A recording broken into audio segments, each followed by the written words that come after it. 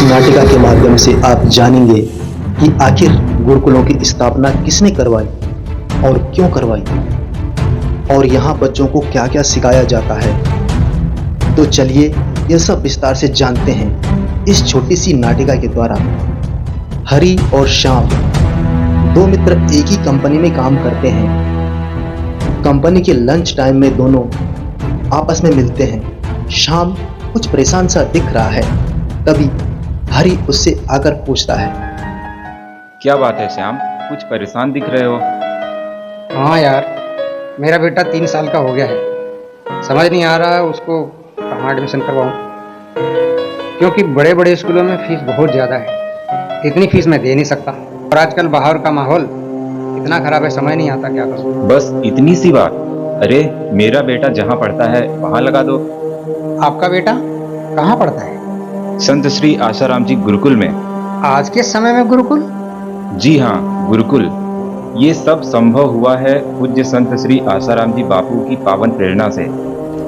पूरे देश में 40 से भी अधिक गुरुकुल उनके साथ साधकों के द्वारा चलाए जा रहे हैं। इतना ही नहीं, गुरुकुलों में बच्चों की पढ़ाई के साथ साथ अच्छे संस्कार भी दिए जाते हैं।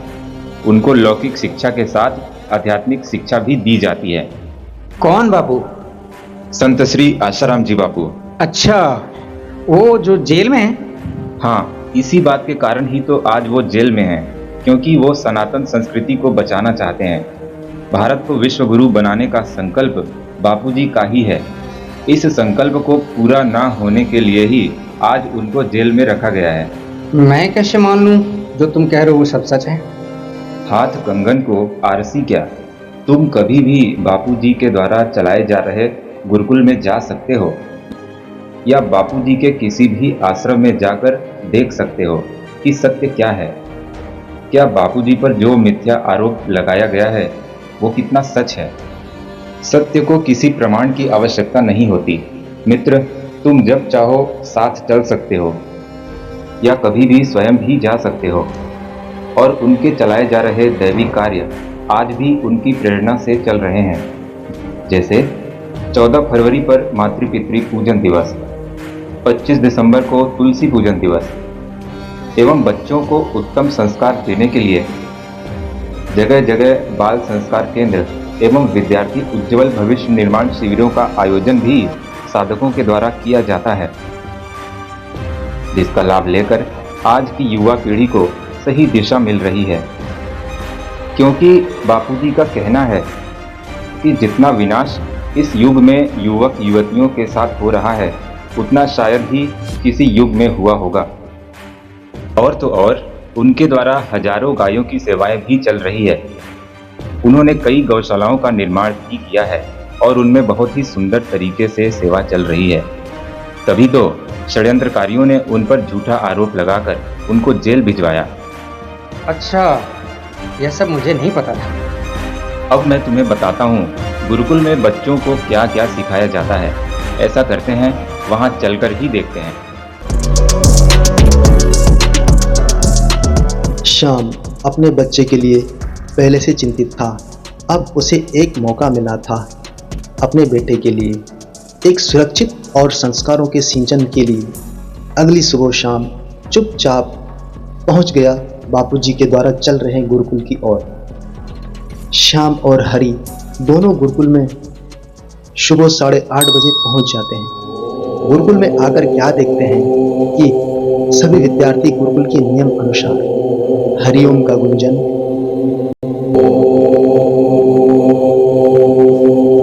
सरस्वती वंदना,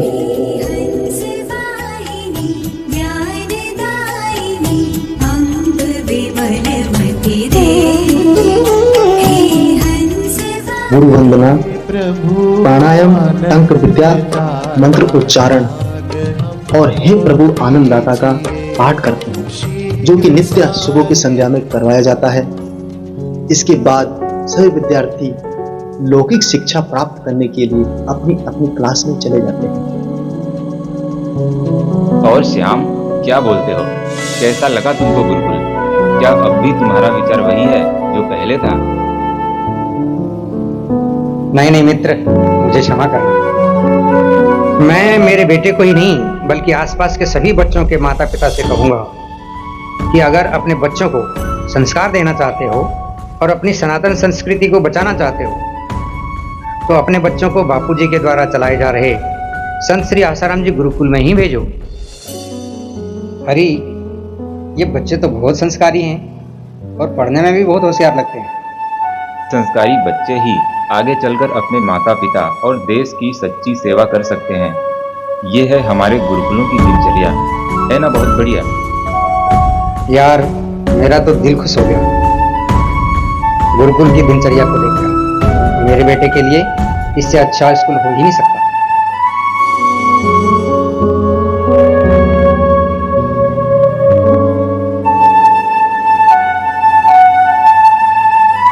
आप सभी उच्च शिक्षा एवं उत्तम संस्कारों के लिए अपने बच्चों को गुरुकुल अवश्य भेजें। हरि ओम।